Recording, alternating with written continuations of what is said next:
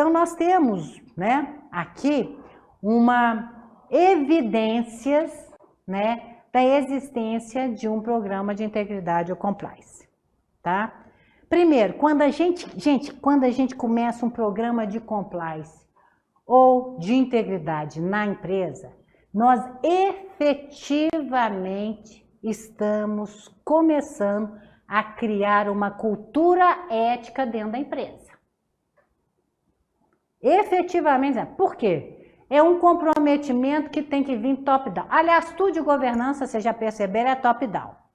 É muito difícil uma coisa vir bottom-up. É top-down. Dono tem que querer, dono tem que exigir, tem que ter uma estrutura que flua o que ele quer. Então, é um comprometimento da alta administração. Então, é aquela cartinha que quando vai iniciar um programa de integridade ou compliance, olha, a empresa está fazendo isso, você faz aquela festa, convida fornecedores, clientes, funcionários, aquela coisa toda, e fala, isso aqui vale para todo mundo, os acionistas estão presentes, todo mundo assina e tal, né? Então, é um comprometimento que vem da alta administração. O item 2 aí, análise periódica de risco, gente, é onde você vai diferenciar os dois programas. Porque se eu falar para você, a minha empresa, nós estamos montando um programa de compliance, eu estou dizendo que eu vou fazer periodicamente, no mínimo, uma vez ao ano, eu vou fazer uma análise periódica daqueles 9 campos legais, ou os outros mais específicos do setor da sua empresa. Que é uma compra. Se eu falo que eu vou ter um programa de integridade, eu estou dizendo para o mundo inteiro e para quem quiser ouvir, né, que eu vou estar preparando, essa empresa está preparada para ser blindada em 2 campos, anticorrupção e relacionamento com terceiro.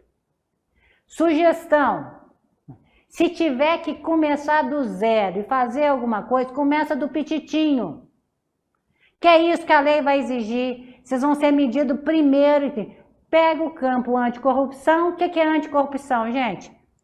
Assédio de tudo quanto é tipo, roubo, furto, suborno e partes relacionadas.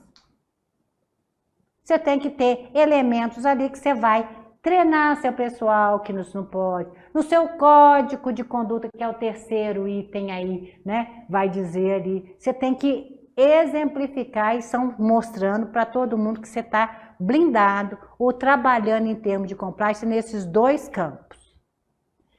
Gente, código de conduta é a peça institucional mais importante hoje de uma empresa. Quer saber o que faz uma empresa, que tipo de empresa, você tem que mostrar o seu código de conduta.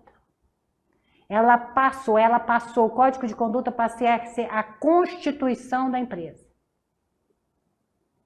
Quer saber, a empresa está lá. Por quê? O código de conduta, né? Ele apresenta a empresa, apresenta o setor, fala dos valores da empresa, traduz os valores na linguagem dos funcionários e dos stakeholders da empresa.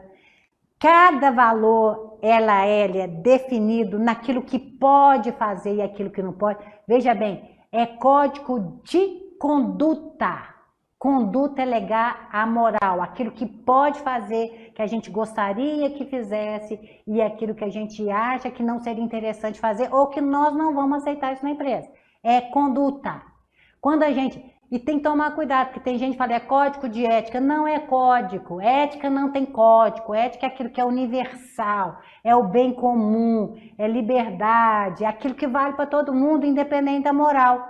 Conduta está ligada à moral. A nossa moral, e que é o que a gente está vendo muito hoje com a guerra do Hamas, colocando, explodindo aí, são as condutas morais de um lado e de outro. E ali é briga de valores, condutas. A mulher de um lado tem que ficar toda tampada, de outro pode ir fazer parte, por exemplo, de um exército. A gente vê, é conduta, o que vale dentro da sua empresa. Nós gostaríamos que você fizesse isso, nós não gostaríamos que você fizesse aquilo. Então, o código de conduta, ele dá ele dá ali a margem de conduta para que as pessoas que estejam ligadas àquela empresa, elas percebam. E quando você tem um código de conduta e você tem um programa de integridade ou de compliance, a primeira coisa que todo mundo que tem relacionamento com a empresa faz é receber o seu código de conduta. Aquilo ali é a Constituição. Quer mexer com a empresa, aquilo ali tem que estar claro. E qualquer empresa, aí, gente, qualquer empresa de qualquer tamanho, com o fundador ali, tem condição de fazer minimamente um código de conduta de boa qualidade. Não tenho nada, não tem condição de fazer nada disso aí, Adriana, minha empresa é petitinha, então pelo menos você tem que ter um código de conduta. Aí você já tem 70% do programa de ética, de um programa de integridade ou de compliance. A base do programa é o código de conduta, que ele é atualizável. Você começa, o primeiro é mais difícil, aí as pessoas já vão enquadrando, outros probleminhas vão acontecendo, que é o oportunismo dos agentes aí. Você vai sendo obrigado a chamar a atenção de outras coisas, que você vai analisando de 3 em 3, de 4 em 4 anos, você vai atualizando, nem que seja atualizar a mensagem, atualizar a linguagem do seu código, você faz mais isso aí, é o que tem, tá? E um código de conduta, gente, ele tem que ter duas características muito importantes. Ele tem o que a gente chama de institucional, que é isso, o que pode e o que não pode na empresa tem que estar claro. O que significa isso?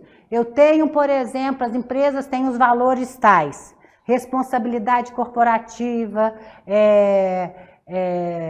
sustentabilidade. Eu tenho que pegar esses valores e traduzir para as empresas.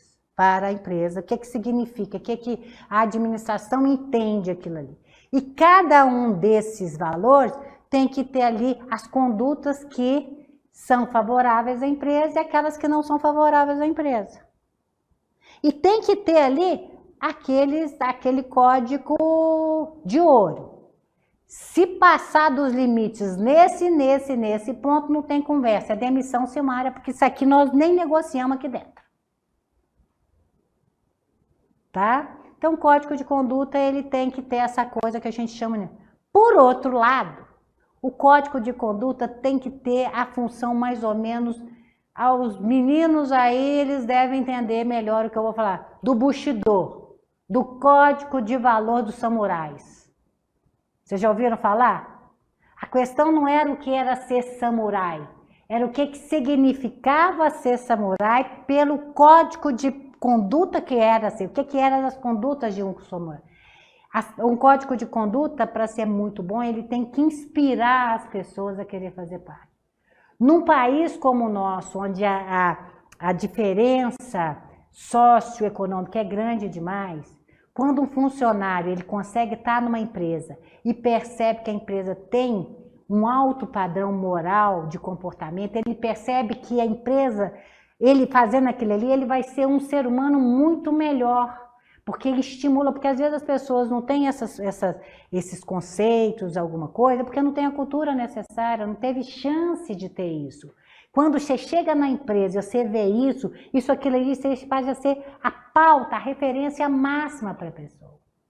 Nós somos referências, um gestor numa empresa, principalmente de indústria, gente, ele muitas vezes ele é referência para o seu funcionário. No que veste, no como diz, naquilo que faz. E se você tiver um código de conduta na empresa que explica isso para o piso de fábrica, para a pessoa que está no mais baixo escalão hierárquico, ela consegue perceber que é importante fazer parte daquela empresa. Ela se torna uma pessoa muito melhor. E qualquer pessoa de bem, minimamente bem educada, ou não estragada pela vida, ela quer se evoluir cada dia que passa mais. Então, um código de conduta, quando ele inspira o funcionário ele passa a ter um contato com a empresa como referência, inclusive moral. E isso é uma coisa muito importante, né? O espírito de corpo, equipe, tudo, quando você tem um alto padrão ético dentro de uma empresa, moral, é a coisa mais importante que uma empresa pode ter. tá? Então, o código de conduta, gente, não tem condição de ter nada. Pelo menos forcem e vocês falam da importância do código de conduta, que é uma peça muito chave para um programa de integridade ele começar. E se ele for muito bem feito, tudo vai cair nele, tá? Esse aí é um ponto. É um processo que tem treinamento periódico. Qualquer pessoa, qualquer trainee, qualquer pessoa que começa, a primeira coisa que ele é treinado, ele toma conhecimento do código de conduta que tem a empresa, da estrutura que é montada ali na empresa para fazer. É a primeira coisa que a gente tem contato, é o código de conduta. E a gente é treinada as pessoas são treinadas no programa de integridade e principalmente entende o código de conduta, é traduzido nesses treinamentos, que todo ano vai ser traduzido. Empresas grandes já têm isso até online. Você começa, tá? Você lembra que tem um programa de integridade, papapá, e aí você vai fazendo e você tem que estar mostrando que você está sendo o tempo todo lembrando aquilo ali, tá? Quinto, um outro instrumento, uma outra evidência que uma empresa precisa ter, né? Canal de denúncia. Aqui mora também o perigo. Canal de denúncia, para valer a pena ter, tem que ser totalmente independente da TI e da estrutura organizacional da empresa. Aqueles canais de denúncia que vai bater no RH não tem credibilidade para o funcionário. Era o que aconteceu na Caixa. A coisa mais importante de um canal de denúncia é que você não tenha condição nenhuma de identificar quem está denunciando. E o que a gente viu na Caixa no decorrer disso? A menina que denunciou, que foi identificada, passou a ser presidente da Caixa. Saiu agora, mas foi. Tá claro que vocês estão entendendo o que eu estou falando, pessoal? Esse caso da Caixa eu não conheço. Você conhece, Ana? Não conheço. Não? É bom não conhecer não, que é feio. Mas são... Mas, gente, o porquê? Eu até escrevi um artigo na época, porque a 12.846, em julho de 2 anos atrás, ela teve um reforço onde evidencia muito mais a força do Conselho de Administração nos programas de integridade.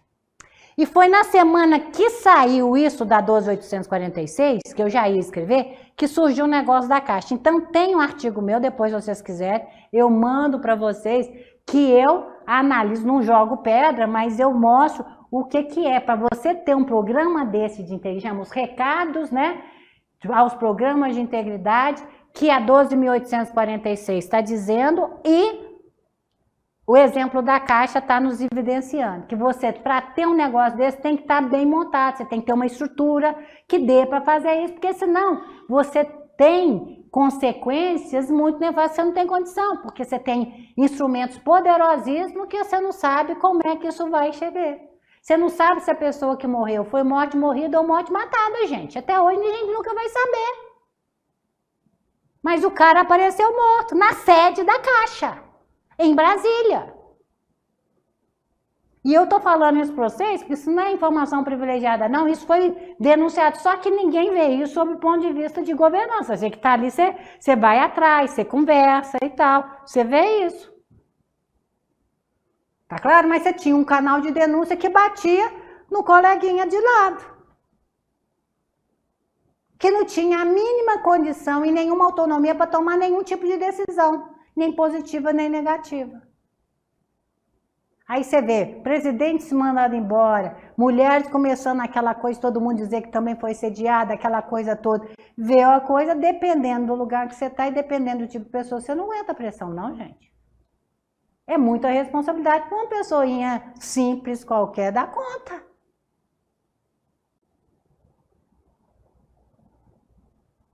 Tá claro? Então, o canal de denúncia, ele existe e é importante que ele seja totalmente independente. Vamos lá. Se a sua empresa tem 1.000 funcionários, se tiver um canal de denúncia, você não tem 10 denúncia por mês. Então, se você tiver muito assim, é um negócio que você pode ter, mas que você tem que ter, por isso, tem que ser totalmente. Gente, é barato ter um canal de denúncia, tá? Quando ele é totalmente independente, você tem um canal que organiza isso, com 700, 800 reais por mês você contrata as pessoas, só que as pessoas, eles vão organizar, vão descaracterizar as denúncias e tudo isso vai ter que chegar aonde? Num comitê de ética. Um comitê de ética, para valer a pena, não tem que ser RH não, gente. Tem que ser conselho de administração, no mínimo. Porque se for RH, você está ali direto. Tem coisa que nem vai chegar. Porque a tendência é você blindar a administração que você está ali. Gente, vocês estão entendendo o que eu estou falando ou não? Não, eu já fui numa empresa que no canal de denúncia também, aí não era independente, aí descobriram que era denunciante, aí no final das contas foi quem assediou demitido e a denunciante foi demitida. Pois é, não funciona. Os coleguinhas veem uma coisa desse tipo, não tem credibilidade nenhuma, Ana. É isso aí. Não pode. Tem que entrar... tem que ter completamente, para valer a pena, tem que ser completamente independente. Tá? É muito sério quando a gente fala um negócio desse. É importante que se tenha, mas isso tem que ter bem montando. Nayane, você tá com a carinha séria? Não tá concordando com a Titia não, Nayane? Quer comentar alguma coisa? Eu sou uma pessoa seríssima, professora. Que bom! Concordo do senhor, sim, com certeza. Tá fazendo sentido aí? Quando tiver alguma coisa que não fizer sentido, né? Porque nós temos que dar isso aqui, né, gente? A gente tem vocês estão vendo a minha 8ª edição toda aqui, dessas duas coisas. Então, a gente tem que julgar e as coisas que realmente machucarem ou não fizerem muito sentido, a gente pergunta. Mas, de vez em quando, eu vou estar ali. Outra Bruninha também tá lá, ó. Tá aqui de olho. Tudo bem aí, Bruna? Ah, então tá bom. Então, canal de denúncia. Gente, quando a gente tem um programa desse, até o nosso sistema de contratação começa a mudar. Você já vai mudando, vai buscando um perfil de funcionário que já esteja minimamente coligado com o seu código de conduta. Você já começa a mudar muita coisa. E quando você tem uma estrutura de governança, por exemplo, um comitê de ética ligado ao conselho, esse comitê que é o pulso desse programa de integridade. Ele é que sabe quando é que o código de conduta precisa ser atualizado, ele vai entender, por exemplo, que uma empresa que tem vários sítios, né, que tem várias unidades espalhadas, os programas, né, de conduta de cada território é diferente do outro, então você consegue ter alguma forma de você lidar com isso de uma forma diferente e tudo, mas que você tem. Então, as evidências principais de um canal, de um programa de integridade, evidências mesmo, é o código de conduta, tá? É um canal de denúncia, quando ele tem condição e tem razão dele ser, e um comitê de ética.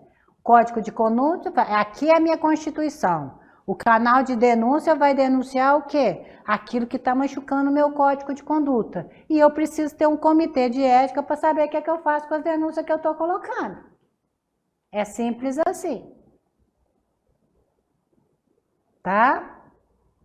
E isso por que é importante ter? Para diminuir a exposição civil e criminal dos administradores, dos gestores, dos diretores e do conselho. A empresa tem essa característica que ela precisa ter isso como um ponto bastante importante. Vamos lá. Antes de entrar no próximo direcionador, a gente está aqui essa questão, né, de sistema de fiscalização e controle. Dúvidas, pessoal?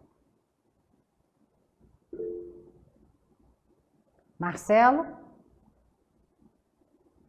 Adriana, não tem dúvida não, porque foi muito bem explicado por você, mas Mas, eu acho que nós estamos muito longe. Eu falo nas grandes corporações, não, mas as empresas menores chegar a cumprir, de fato, 100% do que está sendo proposto na lei, sabe? sim. Eu trabalhei em empresa americana por 15 anos, empresa multinacional. E nós ficamos aí, igual contextualizando vocês, ficamos aí uns... eu iniciei em 2000, fiquei até 2015, tá? Então, imagine só, eu passei por um período onde tinha zero, não tinha lei Sarbaniox, não tinha essa lei. Ela chegou em 2002, quando ela chegou no Brasil, se implantada e cobrada, de fato, foi em 2005. sim. Imagina só, uma estrutura americana, com distribuição no mundo inteiro, com a diretoria, gestores, todos assim, já com 30 anos de carreira. Aí, quando veio 2008, a crise lá, ela sim. veio pesada. Ela veio pesada, sim, saiu assim, uma coisa você pegar um negócio, um ambiente que não era controlado, não era muito fiscalizado, e na hora você colocou na mesa tudo e falou, tem que cumprir, vou cumprir. Aí trocou o CEO nesse meio momento, aí você imagina o que aconteceu com a empresa, né? Sim. Saiu o problema para tudo é lugar, né? Problema pequeno, grande, médio, tudo quanto é jeito.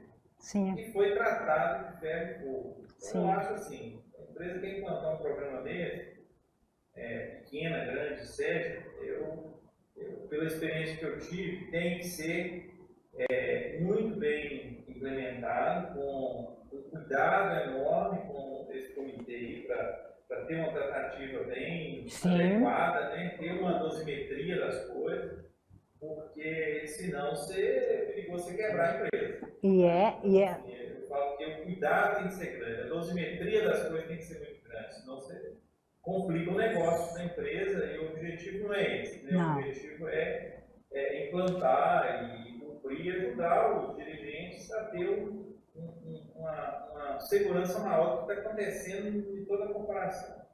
Sim. E talvez uma agulhinha no palheiro lá desmonta a empresa, porque é tratado igual um problema grave. Então, assim, eu acho que tem que ter uma dosimetria boa na implementação. Vamos lá, vou dar 2 exemplos práticos para vocês aqui. Primeiro, antes de dar os 2 exemplos, eu vou querer que vocês analisem aí, né? Uma estrutura básica de governança.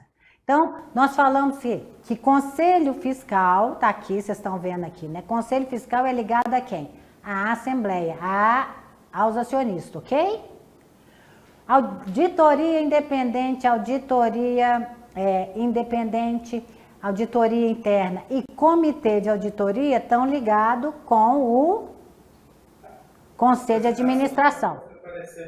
Não está, não? A apresentação não está aí, não? Olha a apresentação. Aí, tá? Então, vamos lá. Então, eu voltei aqui, então vamos lá, né?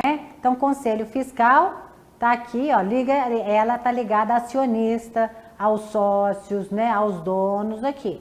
Conselho Fiscal, quem denuncia irregularidade e fraude é isso aqui, tá? As outras instâncias, auditoria independente, auditoria interna e comitê de auditoria está ligada aonde? Ao Conselho de Administração. O único que não tem a caixinha é o compliance que veio no final. Gente, delação premiada veio de onde? Da lei Dodd-Frank, tá? Da lei Dodd-Frank dos Estados Unidos, que a partir daí veio a nossa delação, veio as nossas coisas de leniência da questão toda do Lava Jato e tudo, né? Ali, essa turma veio ali, ó, o canal de denúncia que nós falamos aqui, ele veio de decorrente de onde? Da delação premiada dos Estados Unidos. Essa delação dos Estados Unidos é o seguinte, qualquer funcionário tem aquele tipo de telefone vermelho, tem um canal de denúncia diretamente com a altíssima administração, denuncia o que tiver que fazer, da forma que é igualzinho os nossos canais aqui, tá? De denúncia, só que se ele denunciar uma fraude que realmente está acontecendo, esse funcionário nos Estados Unidos recebe porcentagem em dinheiro da fraude que ele está evitando. ela é preventiva. O nosso canal de denúncia aqui, ou o canal, a delação premiada brasileira, ela tem uma conotação diferente. O cara já foi pego com a boca na botija. Já está mais sujo do que qualquer coisa. Aí ele vai fazer um acordo para diminuir o quê? A coisa dele, mas não interessa. Isso veio com a Dodd-Frank. Isso veio, nada acontece na nossa empresa aí. Gente, o que que nós estamos vendo hoje? Né? Nós estamos vendo aí quer dizer, essa lei, né, essa lei 12.846, que é uma lei de compliance, que ela abrange todas as leis, tá? Ela foi erroneamente entendida como lei anticorrupção. Por quê? Ela explodiu, ela começou a valer no auge da Lava Jato. E anticorrupção sempre era o que a gente via o tempo inteiro.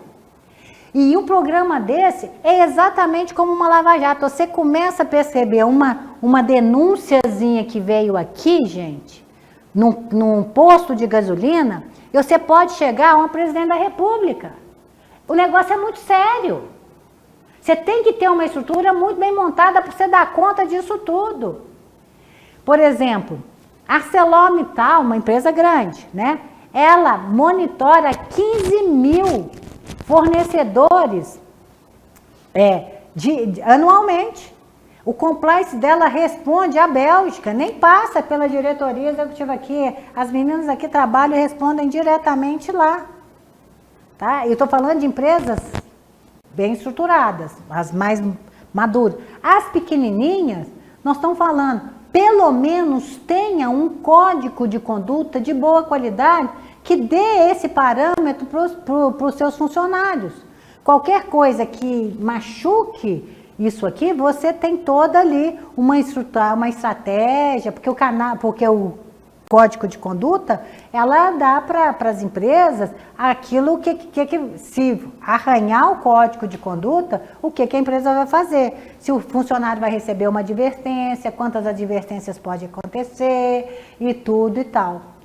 E o código de conduta agora, gente, me parece que vai aumentar a importância dele nas empresas. Porque com o que nós estamos vendo dessa agenda ESG, falando em diversidade, equidade, inclusão, toda essa questão, como é que os nossos códigos hoje estão preparados, por exemplo, para a gente ter, por exemplo, uma cena antissemitista, por exemplo, dentro das empresas, que é o que está acontecendo no mundo inteiro. Nosso código está prevendo isso? Como é que nós vamos lidar com coisas que nós estamos vendo agora, dos desrespeito, né? Até matando as pessoas por pensar coisas diferentes. Nós estamos vivenciando uma fase de mudança na sociedade e que as empresas vão ter que estar respondendo e tem que estar acompanhando isso para e passe. E elas precisam ter muita noção, tá? Do que elas têm ali como parâmetro para colocar a ordem na casa, ou pelo menos ter algum instrumento para as pessoas se virem, né? Que dentro ali do ambiente da empresa, isso pode e aquilo não pode. Qual é a qualidade daquelas que tem, dos códigos de conduta, para poder ser esse preparo, essa defesa da própria coisa? Quer dizer, a cada dia que passa, um programa de integridade, ele passa a ser mais importante.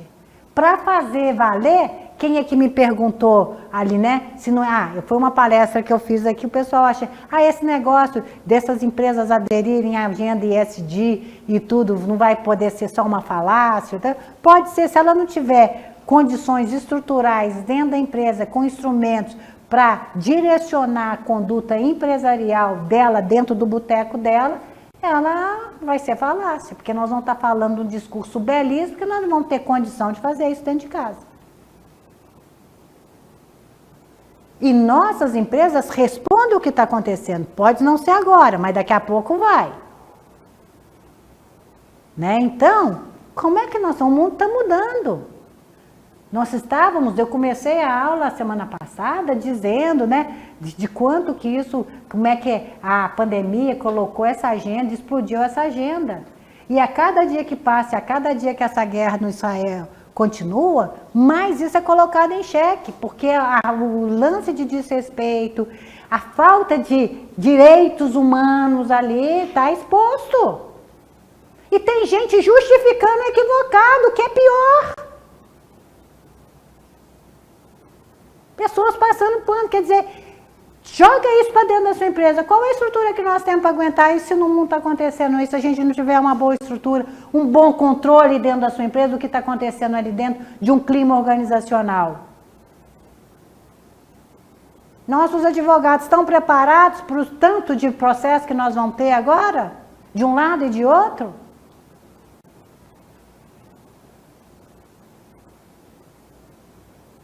Então, nós estamos falando, gente, de coisa. E compliance, esse que fica analisando o que é que está muito assim, que fica, né, enchendo o raio de saco de uma auditoria interna para criar os processos ali dentro, né, que está ali, onde é que tem, como é que você está trabalhando isso, como é que está essa estrutura nas empresas de vocês. Agora eu vou voltar onde é que a gente estava, né? Mas eu tive que voltar aqui para a gente poder organizar este momento, que ele é muito importante, porque a lei exige que tenha, a 12.846 você tem que ter, a equipe formalizada de compliance, tem que seja uma pessoa, a função ela tem que estar privilegiada. Agora, como é que nós vamos lidar com tudo isso que nós falamos até aqui? Os nossos clientes, que vocês estão montando ali todo um processo, né, junto com eles e tudo, de governança, de acordo de acionista, e de planejamento, sucessório, escambau. Como é que vocês estão lidando com essa questão? Porque vai ter que chegar nelas. Qual que vai ser a estrutura de vocês e a estratégia de cada um de vocês enquanto consultor que são, ou estudiosos que são, né? Ou ali dentro, para fazer isso como a gente merece. É uma oportunidade de trabalho fantástica para vocês todos. Por outro lado, é de uma responsabilidade incrível. Porque, gente, tem empresas, principalmente as pequenas, onde tem um grande fundador, que ele é a conduta principal. Só o fato dele existir, ele andar na empresa, não precisa ter nada formalizado, porque ali ele cheira, ele manda e tudo. Mas se ele não tiver colocado isso, traduzido para o pessoal, vai chegar um ponto que vai perdendo a noção do que está acontecendo, tá? Exemplo, eu tive um cliente aqui de BH que mexe com setor de alimento. De repente, a aluna me liga de sábado, domingo, a aluna ligar para a professora no sábado e domingo é mau sinal. A bichinha estava num angu sem caroço, ou seja, era uma empresa que fornecia alimentação industrial para as plataformas da Petrobras. As meninas, elas tinham acordo, sabia quem tinha alergia nas plataformas todas, um contrato de mais de 30 anos, a empresa vivia disso e de repente, foi mais ou menos logo depois dessa lei 12.846, elas receberam um telefonema do compliance da Petrobras e falou assim, olha, eu preciso que vocês me mostrem evidências urgentes, que vocês têm um programa de integridade, porque senão nós não vamos poder atualizar o nosso contrato com vocês, porque vocês são red flag, bandeira vermelha para a Petrobras. Nós, a partir da 12.000, né, da 12.846, nós só podemos assinar um contrato ou criar um processo licitatório com as empresas que tenham um programa de integridade junto. Faz parte da due diligence dela. E as meninas ficaram, elas não tinham absolutamente nada formalizado, eram elas no comando e tudo, e nós tivemos que criar as evidências e tudo. E a Petrobras, ela falou assim, gente, eu não consigo um fornecedor que vocês estão comigo há 30 anos, que saibam exatamente o que vocês sabem, eu preciso que vocês me mostrem. E nós negociamos com a Petrobras o que a gente tinha que mostrar em primeiro para a gente ganhar tempo até a gente conseguir montar um programa desse. A primeira coisa que eles pediram, cadê o código de conduta de vocês? É a primeira coisa que eles pediram.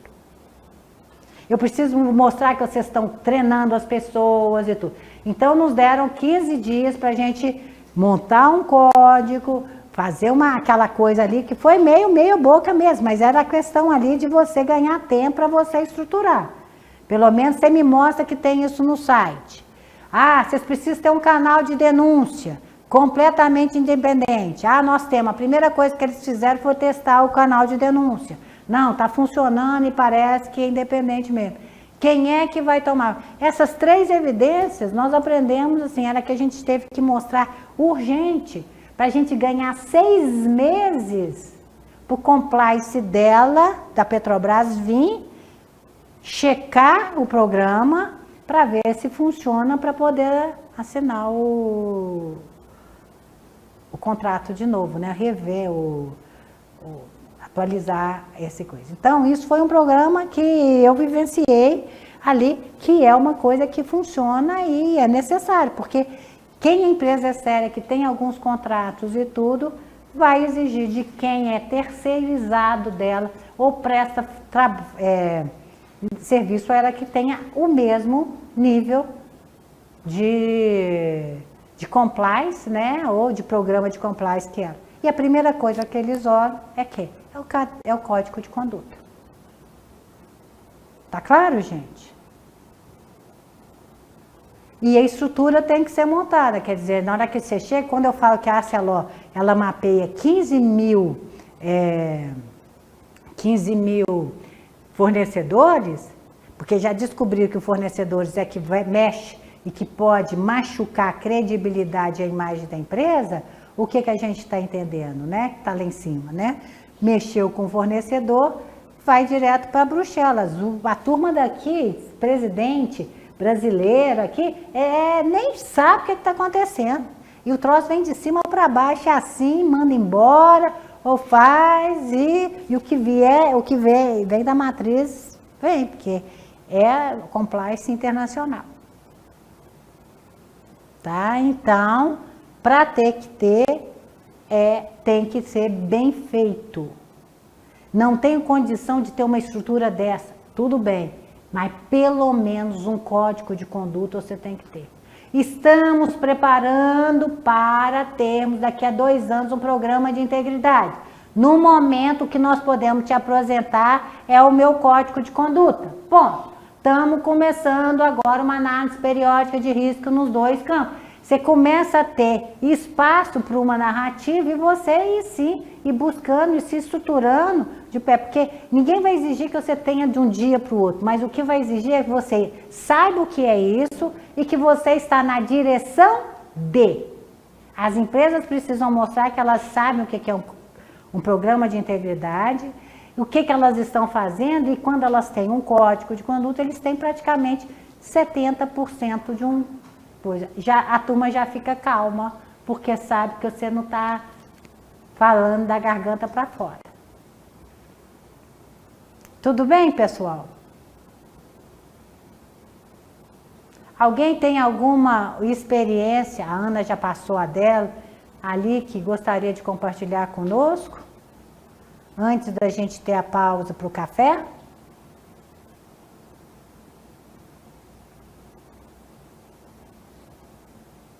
Eu queria só perguntar uma coisa. No caso da Caixa Econômica, eu até pesquisei aqui. O que deu no final das contas? Descobriram? Não. A gente não teve mais, né? A gente não teve mais nenhuma informação, né? Só sei que enterraram o coitado e tal. Vimos que a menina, a Daniela, ela fez todo um programa, teve uma reestruturação muito, isso eu vi, que eles estruturaram todo o processo de estrutura da própria Caixa, tá? Mas são informações que quando a gente abre o site, a gente não dá para a gente fazer uma avaliação muito grande, né? Veio a mudança do governo Lula, a pessoa, né, que eu falei, que saiu agora, foi a menina que deu aquela... Que começou o processo, que foi a que delatou o presidente executivo da época que foi mandado embora. E que saiu agora. Então, as coisas ficam muito sem saber. A gente não sabe que jogo foi esse, o que está montado. Porque entender de governança, gente, a gente vai entendendo e vai ter uma narrativa que você vai vendo de acordo com os fatos que foram aparecendo. Como não aparece muita coisa, a gente não tem condição, Ana, de dizer foi assim, assim, assim, assado. E como o negócio é um negócio que tem uma estrutura de poder muito grande, né? Nós estamos falando de uma empresa pública, né? Que atende à governabilidade, que tem aquela coisa toda que nós falamos na primeira aula, que a gente chega a um ponto que a gente fala do problema de você ter isso mal colocado, mal trabalhado, né? E o impacto disso. E foi uma coisa que é o único case que eu tenho de uma coisa que me chamou muito a atenção na época e que eu fiquei estarrecida. Eu falei assim, gente, olha como é que é. Quando a gente fala um comitê de ética, tem que estar ligado a um conselho. Não pode estar ligado à operação. Tem que estar ali, tem que, sabe? É uma turma diferenciada que precisa entender isso para dar isso, porque senão não vai ter credibilidade para funcionário nenhum. Uai, como é que você vai criar alguém que você sabe quem delatou? Quem está certo? É uma palavra contra outra. Você identificou, aí você não sabe. Não pode identificar, porque aí você exige mais contraprova e vai. Então, não tem jeito também da gente analisar muito, Ana, a não ser aquilo que a gente tem. A gente consegue fazer alguma análise do que aparece na mídia, tá? Eu passei para vocês os fatos que você pode pesquisar aí, são na mídia, né? E eu estou colocando isso dentro do contexto de sala de aula de um programa de integridade, que é. Tá? E aí, o que é o meu recado? Se for ter, tem direito, tem que fazer bem feito. E tem que estar bem alocado. Porque senão pode dar confusão. Você pode ter consequências numa direção que você nunca imaginou. As pessoas, para trabalhar com isso, elas têm que ter autonomia numa tomada de decisão. Inclusive para mandar embora. Então, você tinha um código de conduta que falava se alguém assediar outro vai embora, o presidente executivo dela foi. Até aí está funcionando. Mas e o resto? Então, tem coisas, né, que a gente nunca vai saber exatamente quem participou e como é que é e o que estava por trás. Aqui, ó, os conflitos de agência a gente nunca vai saber. Por isso é muito complicado. E por isso você tem que ter um sistema que minimamente que você tenha domínio sobre ele para você garantir o processo da forma mais transparente possível e mais assertivo, né? Mas hoje a questão... Pois não, Ana, desculpa. Se não inibe, né?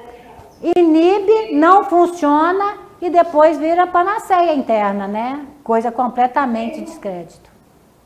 Tem uma série no Apple TV que aborda esse tema demais, que é o The Morning Show. Você viu com a Jennifer? Eu já ouvi falar, já assisti algumas também. É isso aí. As pessoas estão... Aliás, o mundo corporativo, o Succession, né? É tudo que nós estamos falando aqui, a gente está vendo aí as séries ali com uma pitada mais assim, colocando muito isso. É assunto do mundo corporativo, né? Muito forte. Agora nós aqui, né? Estamos aqui dentro de um setor, né? Nós, boa parte de advogados aqui, para a gente ver, e meus clientes, como é que ficam nisso, como é que nós vamos trabalhar, como é que você vai se posicionar, e mais, né, que tipo de competência eu tenho que ter para lidar com uma questão desse tipo, para montar uma coisa desse tipo. Que pelo menos você saiba o que não é Ctrl-C, Ctrl-V, porque não é Ctrl-C, Ctrl-V. Cada empresa tem os seus problemas, tem as suas nuances, que o código de conduta tem que pegar exatamente ali. Porque tem muito advogado, gente, sem brincadeira, que é Ctrl-C, vão criar um código de conduta, cria. Não vai funcionar nunca o Ctrl-C, Ctrl-V, porque tem que ter a cara da empresa, tem que ter a identidade da empresa, tem que ter os valores da empresa, tem que mergulhar, a equipe interna tem que mergulhar ali dentro, entender o que vale, o que faz sentido para você, não é uma peça jurídica, não, se transforma depois numa... Mas ele tem que ter a cara da empresa, A cultura da empresa tem que estar vista e analisada nisso aí, no código de conduta hoje da empresa. Esse negócio começou a ter uma importância tão grande que Lélio e eu escrevemos um livro sobre como é que você monta um código de conduta dentro de uma empresa, que tem a cara da empresa. Porque tem que ter, para ela ter ali a coisa. Porque a gente vai acompanhando o processo, a gente vai vendo instrumento que era um diferencial, tinha lá objetivos, né? Tinha o código de conduta, né? Era um diferencial da empresa. Não, agora é lei, porque código de conduta hoje é lei, a empresa você tem que ter. A 12.800, você tem que ter um código de conduta, você tem que ter isso, então você tem que atender a lei. A 12.800, você tem que ter o código de conduta. Aí você, tem, não, eu estou começando a preparar para ter um canal de denúncia. E aí vai. E aí a gente vai se posicionando, mas tem que ter ali a cara, a identidade da empresa para valer alguma coisa. Começa pelo próprio instrumento. Um público interno olha aquilo ali, o que ele percebe? Isso aqui vale para qualquer... Você pega código de conduta aí, que vale para qualquer empresa, para qualquer setor, não vale nada. Não anime nada, não tem a cara da empresa. Não mexe com o funcionário, não faz com que o funcionário queira fazer ali, né, fazer parte de uma equipe de alta performance. Você mexe com o espírito de corpo quando a empresa fala, olha, a minha empresa tem esses valores aqui, ó. Na minha empresa, a turma pauta por isso aqui, ó. Boa parte das pessoas que eu convivo pensam dessa forma. Isso, você mexe com o espírito de corpo, você cria um espírito de corpo muito formado na questão ética ali dentro. Teve dois métodos de controle que eu já achei interessante. Uma empresa que eu trabalhei, ela fornecia picolé a R$1 para medir a honestidade das pessoas. E ainda assim tinha gente que não queria R$1 só para testar a honestidade mesmo das pessoas, né? Esse valor simbólico. E ainda assim tinha gente que não pagava R$1 e aí ia mostrando os indicadores, uma forma de testar código de conduta com relação à honestidade. No meu prédio também tem aquele Be Honest, né? Que você faz as compras lá nos mercados que tem na portaria. E aqui era assim, mais de 30% das pessoas não pagavam. E aí começaram a botar câmera, botar um tanto de coisa que não tinha antes, que era só na base da honestidade. Então, eu acho interessante que, assim, a gente está pegando esses casos mais pesados, mas nos casos mais leves, de testar, por exemplo, a honestidade, eu achei interessante esses métodos de controle, né? Você vai testando as pessoas. E ninguém gosta de ser controlado, ninguém gosta nisso. Então tem que ter estratégia para você começar um processo desse, tem que ter maturidade para ir. E as pessoas têm que, na hora que pegar o código de conduta de uma empresa, falar assim, olha que bom. Ou então quando você passa o seu código, nossa, mas que beleza de código de conduta. Ele mostra um diferencial já na própria escrita, da forma que é feita, sabe? Tem a cara da empresa. Porque a empresa tem que ter alma, gente. Ela tem que ter ali. Eu lembro que quando eu trabalhava na Uzi Minas, a gente saía de Belo Horizonte, ia para o aeroporto, estava todo mundo de uniforme cinza. Na época era o uniforme cinza da Uzi Minas. Do presidente a todo mundo que ia para uma reunião em Ipatinga. Todo mundo falava, o exército da Uzi Minas está indo para Ipatinga. Na outra semana nós tínhamos uma reunião na Cosipa, todo mundo de uniforme CAC, porque o uniforme da Cosipa era CAC. Então nós saímos aqui todos. O exército da Uzi Minas está indo para a Cosipa. Quer dizer, é o espírito de corpo, é a alma, isso é código de conduta, todo mundo igual, aquilo ali era valor japonês, escambau. Isso tem que ser traduzido, isso tem que ser preservado, isso tudo tem que ter uma ritmo, isso é mito, isso aí você vai criando tudo aquilo que é valor. E o seu código de conduta, ele traduz isso aí, tá? Então, fica a dica aí, não tem nada, minha empresa é pequenininha e tudo, minimamente monte um belíssimo código de conduta, porque isso sim vocês têm condição de fazer. Se quiser fazer bem feito, fazer e depois você transformar isso juridicamente num elemento que realmente faça parte e que seja um documento importante dentro da empresa.